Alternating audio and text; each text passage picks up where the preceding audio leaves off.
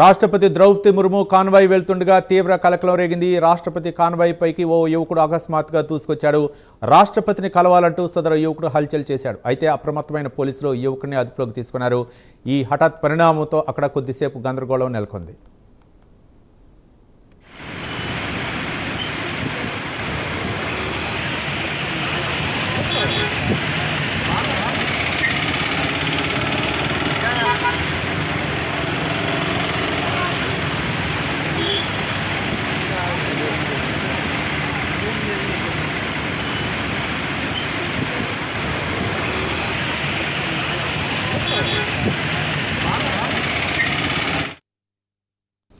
రాష్ట్రపతి ద్రౌపది ముర్ము కాన్వాయ్ వెళ్తుండగా తీవ్ర కలకలం రేగింది. రాష్ట్రపతి కాన్వాయ్ పైకి ఓ యువకుడు అకస్మాత్తుగా దూసుకొచ్చాడు.